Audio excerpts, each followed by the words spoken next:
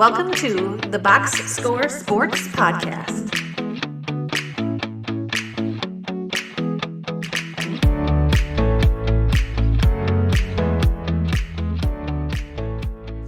Okay, let's do it. Let's start with the Washington Commanders. Let's hold on. I'm gonna do some impromptu podcasting here. I forgot to write down what they finished last year. Let me get it up. I think they were bad. If I They were had to, 4-13 last year. they were indeed 4-13. Okay, yep. So they finished 4-13 last year, like we mentioned. They picked up a quarterback with their number one pick. So, what was your favorite move that they made in the offseason, Chris? Well, I don't think they made a ton. I just say Daniels by default because I don't think any of their free agency signings were all that great. They got Zach Ertz and Bobby Wagner, like they said. They're kind of like the midpoint to downward slope of their career. So probably Jaden Daniels by default, just trying to hopefully finally hit on a quarterback. Yeah, that's what I wrote down too. I do believe, like, if you believe in the quarterback, then pick them. So I'm like, I don't ever feel like a team should have to draft a quarterback, but if they believe in a quarterback, I'm all for it. So they believe in him. So I'm okay with them taking a chance on him. We'll see about whether or not he's durable and some of the other things that you brought up on top of the podcast, like, having all those wide receivers and not being able to get touchdowns with them or whatever the case may be. So we'll see what happens, but I do like that pick. And I'm going to also say Dan Quinn for head coach. I like that move. He is a good defensive coordinator. We saw what he did when he kind of changed Atlanta around. And then unfortunately, they never recovered from that 28-3, Patriots debacle. So I'm just wondering, like, a new scenery. He proved himself over in Dallas being a good defensive coordinator. Now he comes to the Commanders. I kind of like the hire, giving him a second chance and sort of a new spot to rebuild. Mm-hmm. I will say, because I forgot about him initially, for as far as like free agency goes, I think Tyler Biadasz was the best one out of all of them. He's a really solid veteran center coming from the Cowboys, who have one of the best offensive lines in football. He's pretty much like the lowest risk guy out of all the free agents they signed. Yeah. Okay. I like that one.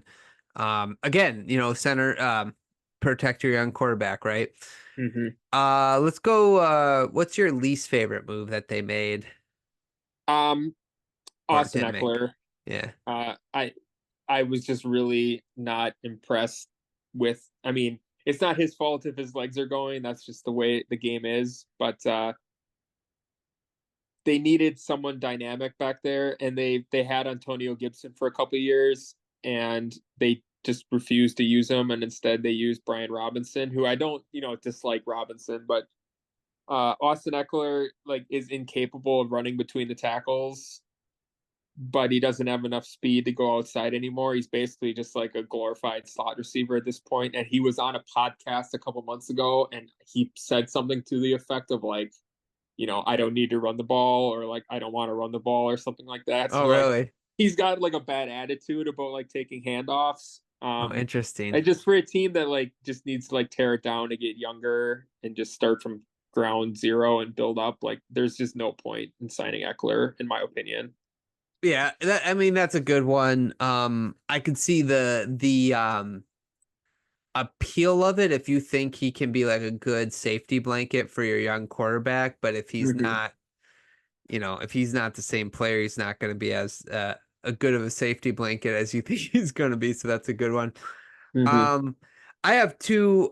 Cameron Curl, the safety, was one of the better defenders last year for the Commanders. They did not re-sign him. They let him go. He was like a homegrown 7th-round pick player, if I remember my research correctly. So that's a little tough because he's still young, and like you said, they should be really trying to keep their young players to help build around the secondary, and letting him go is a tough move. And then not addressing the D line that much. So last offseason they got, I mean, not offseason, I think during the regular season, they trade away Young and they trade away Sweat. Mm-hmm. don't have a pass rush, and they kind of still don't. So just Yeah. like I looked up some of these guys they picked up in like 3 sacks, I think was the most out of the guys that they Yeah, had. I'm seeing as a starter for them Cleveland Farrell, who Yeah, is a huge, he was like the fourth pick in the draft. He's a huge bust. Like huge. there's no reason he should be starting in the NFL at this point. Exactly. And so just kind of a failure on their part to get rid of both those guys and not have a backup plan and not really addressing that plan in the offseason either, which is pretty tough. Yeah. Okay. Biggest green flag for you for the Um, Commanders. Jaden Daniels, lives up to the Heisman and lives up to his draft pick and just totally opens up their offense. He can push the ball downfield to McLaurin. Like that's the best case scenario for them.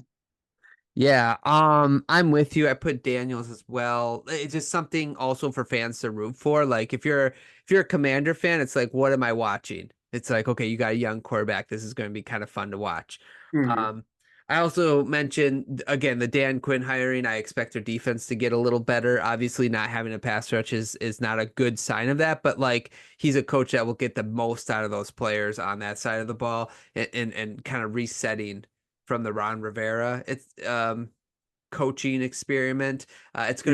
It's going to take a couple years before we start to see the fruits, but we'll I think slowly see the defense and those young players get a little better as the season goes on. Mm-hmm. What's your biggest red flag?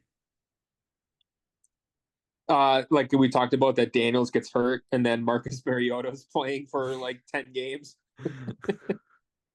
Also, no number two receiver because their receivers, they traded Jahan Dotson, who was a first round pick. They pulled the plug on him pretty fast. He had 2 seasons in a row of like 500 yards. Um, Again, we go back to they didn't have a quarterback, so it's hard to kind of grade how their wide receivers performed when the position was so bad. But they pulled the plug on him really quick, so they must not have seen what they liked in training camp. But now their other receivers are Olamide Zacchaeus, who's best as a number 3 or 4 receiver. They have Noah Brown, who was the fifth receiver on the Cowboys. Mhm. They drafted Luke McCaffrey, who I think has not been very good in training camp, from what I've heard. And then they had Jamison Crowder and Byron Pringle, who are just, again, fourth or fifth receiver. So outside of McLaurin, that's going to be really tough. Yeah, and I like that one, and I'll say even for Jaden McDaniels, like I'm not McDaniels. I always call him McDaniels because I think of like Josh McDaniels or Uh-huh. Jaden the Minnesota Timberwolves Uh, small forward Jaden McDaniels. Anyway, Daniels the problem I have is with young quarterbacks, you need to really set them up to succeed. mm-hmm. And part of that is having reliable weapons and or a run game or offensive line.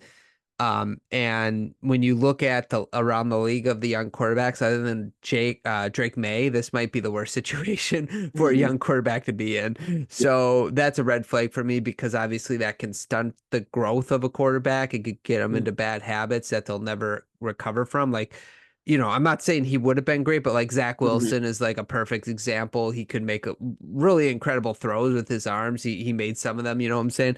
But like Mm-hmm. I remember there was a game where he just fell over because he thought he somebody was going to sack him and nobody was Yeah. by him. And I'm just worried for Daniel's sake that he doesn't fall into bad habits or whatever because he just doesn't have a good structure around him, Mm-hmm. if that makes sense. Yeah, for sure. Yeah. Uh, pause for 30 seconds since you brought him up. Drake May, start him right now or sit him? Oh man, that's a tough one. He looked good in a couple drives in the preseason. I don't trust the offensive line of the Yeah. Patriots, and like I said, they don't have a lot of weapons. Yeah. I would kind of sit him. That's kind of what it sounds like. Mayo is thinking that like we're going to be bad. It's not worth throwing him out there to get killed behind a bad offensive line. Like we'll let that be Jacoby Brissett's problem. But like the problem is that he is better than Jacoby Brissett Yes. pretty Yeah. much. So it's Yeah. hard to do. But like, do you have the strength to stick to that plan? Yeah, yeah. Well, we'll see. We'll see when they're 0-5 or whatever. It's Yeah. like that's when it's going to be hard. Yeah. Okay, let's unpause. We'll get back to the Commanders. But good question. Fantasy football go-to? He's been burning people for years, but the only choice here is really McLaurin. Mm-hmm. Yeah. I'll largely kind of stay away if you can because of McLaurin. I like him as a prospect. I'd like to see him on a team with a quarterback, like, a team that I don't know, like if he ended up on the Chiefs or something, or the Chargers. The Chargers need a wide receiver in the worst way. Like trade him to the Chargers. That would be kind of fun. Yeah. But anyway, although Brian Robinson, if you want a consistent like 6 to 8 points a game, and you're maybe desperate, fall forward into the end zone. Yeah, I do wonder though, because there is a trend with running quarterbacks and like running backs thriving with a running quarterback because of the worry defenses have with running quarterbacks. I wonder if that will make him look just a little bit better than what he is. I'm kind of curious to see that. Yeah. I would say a flyer on Daniels because if you're like in a 1 or 2 quarterback league, like a deep league, if you want to just take a flyer on him, because like he's going to get rushing yards. We know that, and they're going to be down. So he's going to be passing and running around. So he's going to get stats by the sheer nature of the situation he's in. So he could be a flyer in some leagues. Yeah. Or a keeper. If Yes, you're really correct. thinking long term. Correct. Okay. Chris, what do you got the Commanders finishing at? Right now I have them at 5-12. Okay. Just so you know, I've been writing these down for all the podcasts. So I'm writing yours down. So I am with you, kind of. I have them at 4-13. I think, let's see, I have them I have beating the Giants at home. I have them beating the Panthers at home.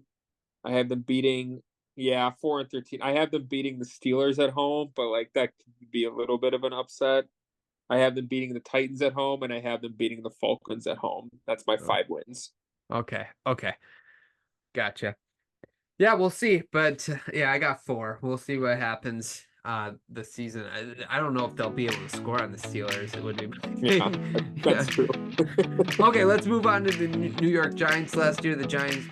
Thanks so much for watching this clip of the Box Score Sports podcast. I hope you guys enjoyed. If you haven't yet, please subscribe to our channel. Follow us on Instagram and Twitter or X. And we'll talk to you guys real soon. See ya.